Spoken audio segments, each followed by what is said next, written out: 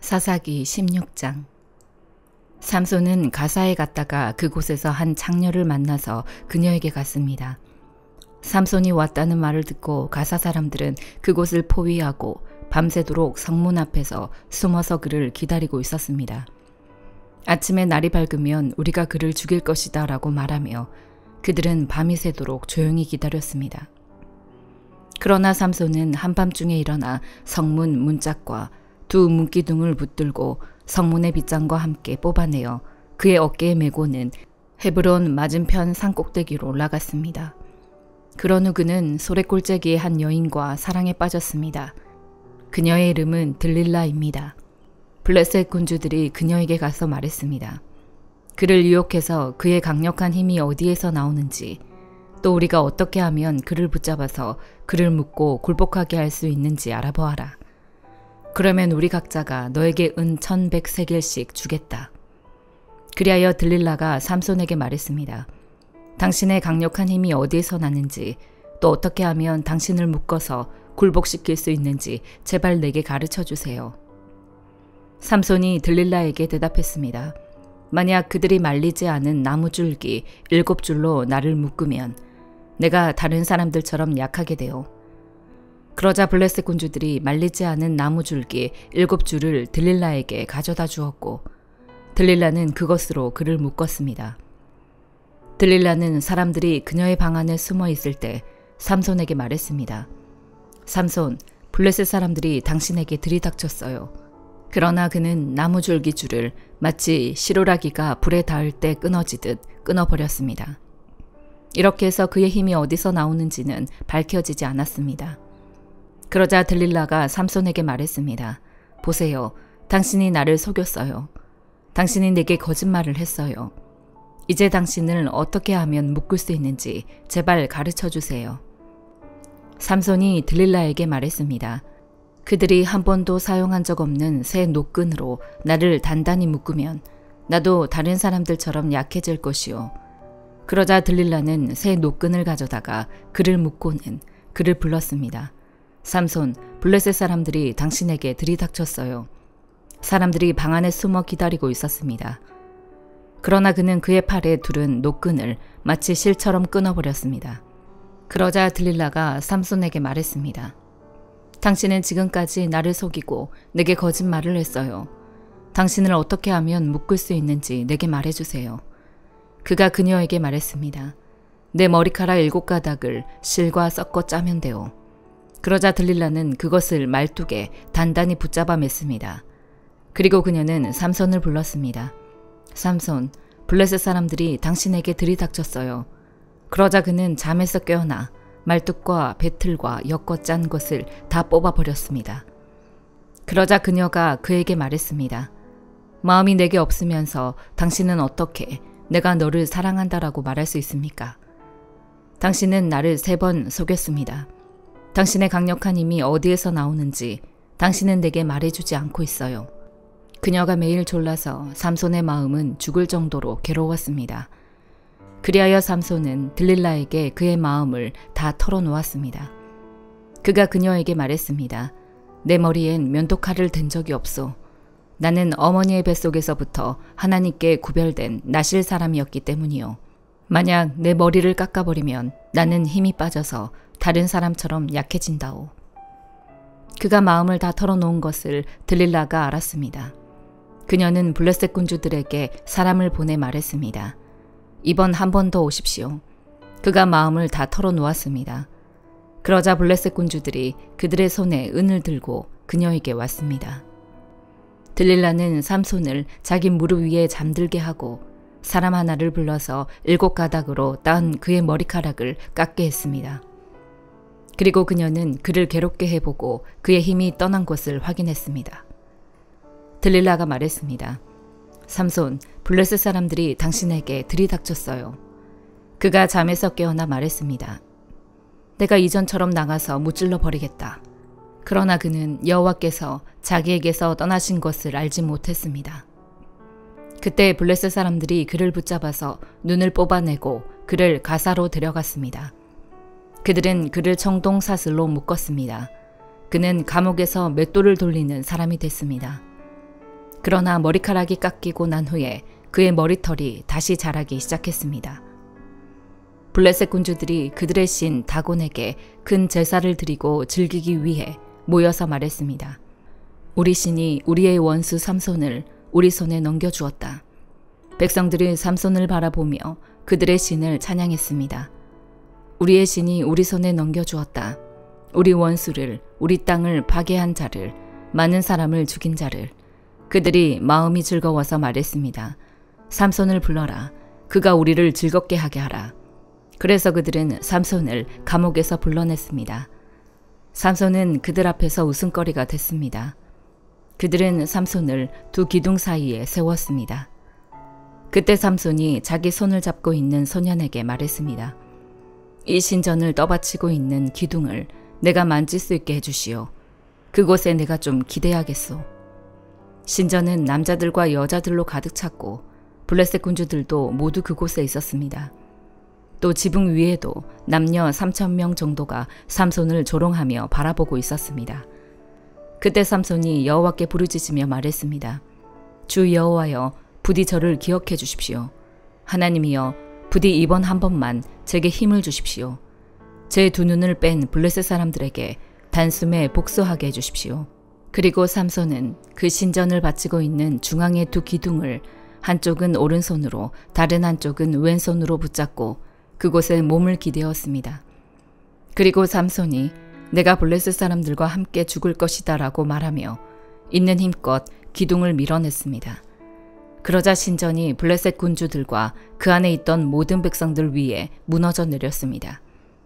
그리하여 그가 죽을 때 죽인 사람의 수가 그가 살아있을 때 죽인 사람의 수보다 많았습니다. 그리고 그의 형제들과 그의 아버지의 집안 사람 모두가 내려와 삼손의 시체를 가져갔습니다. 그들은 그의 시체를 소라와 에스다올 사이에 있는 그의 아버지 마노아의 무덤에 묻었습니다. 그는 사사로서 20년 동안 이스라엘을 다스렸습니다. 사도행전 20장. 소동이 끝나자 바울은 제자들을 불러 격려한 뒤 작별하고 마케도니아 지방으로 떠났습니다. 그는 그 지방을 두루다니면서 사람들에게 많은 격려의 말을 해주었고 마침내 그리스에 도착해 그곳에서 3달 동안 머물렀습니다. 그는 거기서 배를 타고 시리아로 가려고 했는데 유대 사람들이 그를 해치려는 음모를 꾸미자 마케도니아를 거쳐 시리아로 돌아가기로 결심했습니다. 바울과 동행한 사람은 베레아 사람 브로의 아들 소바더, 데살로니가 사람 아리스다고와 세군도, 더베 사람 가이오, 디모데, 아시아 사람인 두기고와 드로비모였습니다. 이 사람들은 먼저 드로아에 가서 우리를 기다리고 있었습니다. 그러나 우리는 무교절 후 빌립보에서 배를 타고 떠나 5일이 지나서야 드로아에서 다른 일행과 합류하게 됐습니다. 그곳에서 우리는 7일을 지냈습니다. 안식 후 첫날에 우리는 빵을 떼기 위해 모였습니다. 바울이 사람들에게 말씀을 전했는데 그는 다음날 떠날 예정이었기 때문에 강론은 한밤중까지 계속됐습니다. 우리가 모여있는 다락방에는 등불이 많이 켜져 있었습니다. 유두고라는 청년이 창가에 앉아 있다가 바울이 쉬지 않고 이야기하는 바람에 깊이 잠이 들었습니다. 골아 떨어진 그는 그만 3층에서 떨어지고 말았습니다. 일으켜보니 그는 이미 죽어 있었습니다. 바울이 뛰어내려가 유두고 위에 엎드려 그를 껴안고 말했습니다. 소란 피우지 마시오. 그에게 목숨이 있소. 그러더니 바울은 다시 위층으로 올라가 빵을 떼어 먹은 후 날이 셀 때까지 오랫동안 강론을 하고서 떠났습니다. 사람들은 살아난 청년을 집으로 데려가 많은 위로를 받았습니다. 우리는 먼저 출발해 배를 타고 아소로 가서 그곳에서 바울을 태울 예정이었습니다. 그가 거기까지 걸어가기로 했기 때문에 미리 약속해둔 것입니다. 우리는 아소에서 바울을 만나 그를 태우고 미둘레네로 갔습니다. 그 이튿날에는 그곳에서 배를 저어 기오 맞은편에 이르렀고 그 다음날 3호를 지나 그 이튿날에는 밀레도에 도착했습니다. 바울은 아시아 지방에서 지체하지 않으려고 에베소를 지나쳐 가기로 했습니다. 그는 가능하면 오순절에 맞춰 예루살렘에 도착하려고 서둘렀던 것입니다. 밀레도에서 바울은 에베소로 사람을 보내 교회 장로들을 불러오게 했습니다. 장로들이 도착하자 바울이 말했습니다. 내가 아시아 지방에 처음 간 그날부터 내가 여러분과 함께 있는 동안 어떻게 살았는지는 여러분이 잘 알 것입니다. 내가 모든 겸손과 눈물로 주를 섬겼고 유대 사람들의 음모로 시련도 많이 당했습니다. 여러분도 알다시피 나는 여러분에게 유익한 것이라면 무엇이든 주저하지 않고 전했고 공중 앞에서 또 집집마다 방문하면서 여러분을 가르쳐 왔습니다. 유대 사람들과 그리스 사람들 모두에게 회개하고 하나님께 돌아와 우리 주 예수를 믿어야 한다고 선포했습니다. 그리고 지금 나는 성령의 강권하심 가운데 예루살렘에 가려고 합니다. 그곳에서 내가 무슨 일을 당할지는 알 수 없습니다. 오직 내가 아는 것은 어떤 도시에 가든지 감옥과 고난이 나를 기다리고 있을 것을 성령께서 내게 증언해 주실 뿐입니다. 그러나 나는 내가 달려갈 길과 주 예수께서 내게 주신 사명, 곧 하나님의 은혜의 복음을 증언하는 사명을 다 완성하기 위해서라면 내 생명을 조금도 귀한 것으로 여기지 않습니다. 내가 지금까지 여러분 가운데 다니면서 하나님 나라를 전파해 왔으나 이제 여러분이 다시는 나를 보지 못할 거라는 것을 압니다. 그래서 오늘 내가 여러분에게 분명히 선언하지만 여러분 가운데 누가 멸망에 빠진다 해도 그것은 내 책임이 아닙니다. 나는 하나님의 모든 뜻을 주저함 없이 여러분에게 전파했기 때문입니다. 여러분은 자신과 양떼를 잘 살피고 조심하십시오. 성령께서 여러분을 감독자로 세우셔서 하나님께서 자기 피로 사신 교회를 돌보게 하셨습니다. 내가 떠나고 나면 흉악한 이리떼 같은 거짓 선생들이 여러분 가운데 들어와 양떼를 해치려 할 것을 압니다. 또한 여러분 가운데서도 사람들이 들고 일어나 제자들을 빼내 자기들을 따르게 하려고 진리를 왜곡할 것입니다. 그러므로 정신을 똑바로 차려 깨어 있어야 합니다. 내가 3년 내내 여러분 모두에게 밤낮 쉬지 않고 눈물로 훈계한 것을 잊지 마십시오. 이제 내가 여러분을 하나님과 그분의 은혜의 말씀에 맡깁니다. 그 말씀이 여러분을 든든하게 세워 거룩함을 입은 모든 사람들 가운데 기업을 받게 하실 것입니다. 나는 그 누구의 은이나 금이나 옷을 탐낸 적이 없습니다. 여러분도 알다시피 나는 나와 내 일행이 필요한 것을 손수 벌어서 썼습니다. 이처럼 내가 모든 일에 모범을 보였으니 여러분도 약한 사람들을 도우며 주는 것이 받는 것보다 복이 있다라고 하신 주 예수의 말씀을 기억해야 합니다. 바울은 이 말을 마치고 나서 그들 모두와 함께 무릎을 꿇고 기도했습니다. 그러자 그들은 모두 소리내어 울면서 바울을 껴안고 입을 맞추었습니다. 다시는 그의 얼굴을 보지 못할 것이라는 말 때문에 그들은 더욱 슬퍼하며 바울을 배 타는 곳까지 전송했습니다. 예레미야 29장. 이것은 예언자 예레미야가 느부갓네살이 예루살렘에서 바벨론으로 잡아간 포로들 가운데 남은 장로들과 제사장들과 예언자들과 모든 백성에게 예루살렘에서 보낸 편지의 내용입니다. 이 일은 여고니야 왕과 그의 어머니와 내시들과 유다와 예루살렘의 관료들과 공예가들과 세공장이들이 예루살렘을 떠난 후에 일어났습니다. 이 편지는 유다 왕 시드기야가 바벨론 왕 느부갓네살에게 보냈던 사반의 아들 엘라사와 힐기야의 아들 그마리아를 통해서 바벨론으로 보내졌습니다. 이스라엘의 하나님 만군의 여호와, 내가 예루살렘에서 바벨론으로 포로로 가게 한 모든 포로들에게 이렇게 말한다. 집들을 짓고 그곳에서 살라. 정원을 만들고 그곳에서 나는 열매를 먹으라. 아내를 취해 아들들과 딸들을 낳으라. 너희 아들들을 위해 그 아내들을 취하고 너희 딸들을 결혼시켜 그들이 아들, 딸들을 낳게 하라. 너희가 그곳에서 번성하고 수가 줄지 않게 하라. 또한 내가 너희를 포로로 가게 한 성읍의 평안을 간구하라. 그 성읍을 위해 여호와께 기도하라. 이는 그 성읍이 평안해야 너희도 평안할 것이기 때문이다. 이스라엘의 하나님 만군의 여호와께서 말씀하셨다. 너희 가운데 있는 예언자들과 점쟁이들이 너희를 속이지 못하게 하라. 또 그들이 꾼 꿈 이야기에 너희는 귀 기울이지 말라. 그들이 내 이름으로 너희에게 거짓되게 예언한다. 내가 그들을 보내지 않았다. 여호와의 말이다. 여호와께서 이렇게 말씀하셨다. 바벨론에서 70년이 차면 내가 너희를 돌아보아 너희를 이곳으로 돌아오게 할 것이라는 내 은혜로운 약속을 너희에게 이행할 것이다. 여호와의 말이다. 내가 너희를 위해 갖고 있는 계획들을 내가 알고 있으니 그것은 평안을 위한 계획이지 재앙을 위한 것이 아니며 너희에게 미래와 소망을 주기 위한 것이다. 그러면 너희가 나를 부르고 와서 내게 기도할 것이고 나는 너희 말을 들을 것이다. 너희가 너희의 온 마음으로 나를 찾을 때 너희가 나를 찾고 나를 발견할 것이다. 여호와의 말이다. 내가 너희에게 발견될 것이다. 그리고 내가 너희의 포로 상태를 돌이킬 것이다. 내가 너희를 추방했던 모든 곳들과 모든 민족들로부터 너희를 모을 것이다. 그리고 내가 너희를 포로로 끌려가게 했던 그곳으로 다시 데려올 것이다. 여호와의 말이다. 너희가 여호와께서 바벨론에서도 우리를 위해 예언자들을 일으키셨다라고 말했기 때문에 다윗의 보좌에 앉은 왕에 대해서 이 성읍에 사는 모든 백성에 대해서 너희와 함께 포로로 가지 않은 너희 형제들에 대해서 여호와가 이렇게 말한다. 만군의 여호와가 말한다. 보라, 내가 그들에게 칼과 기근과 전염병을 보낼 것이다. 내가 그들을 먹을 수 없을 정도로 아주 형편없는 무화과처럼 만들 것이다. 내가 칼과 기근과 전염병으로 그들을 추적할 것이다.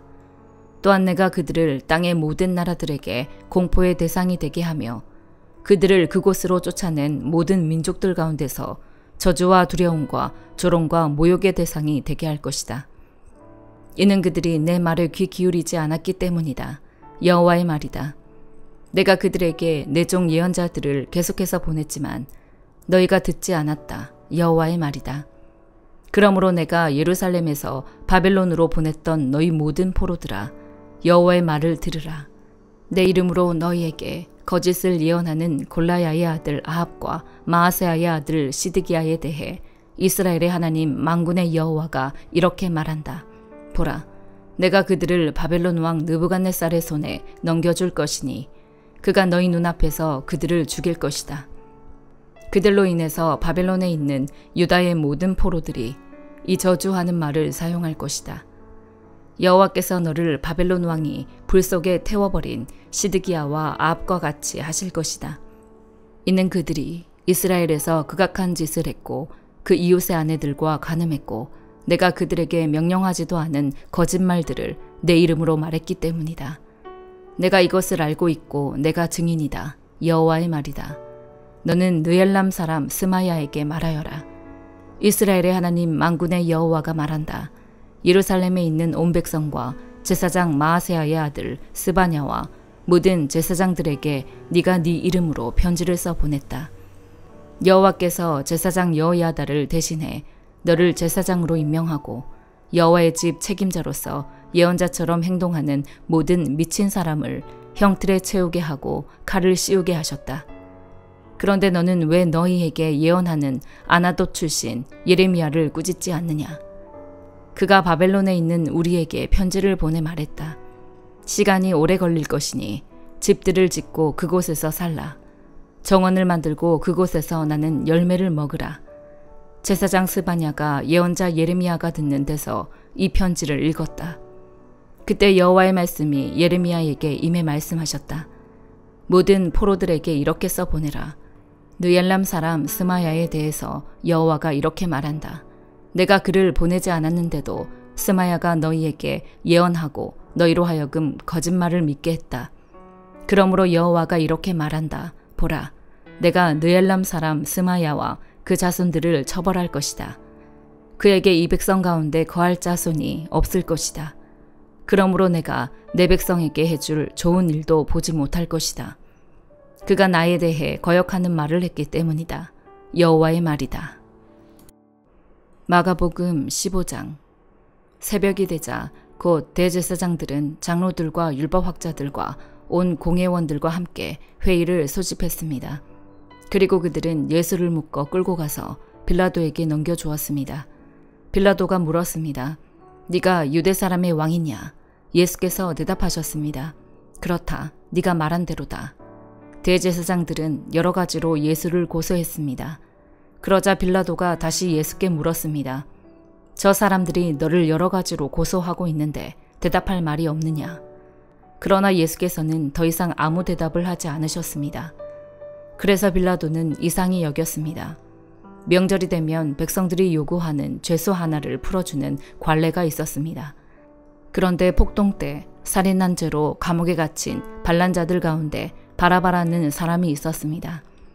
군중들은 빌라도에게 관례대로 죄수 하나를 석방해 달라고 요구했습니다. 빌라도가 물었습니다. 너희는 내가 유대 사람의 왕을 풀어주기를 바라느냐?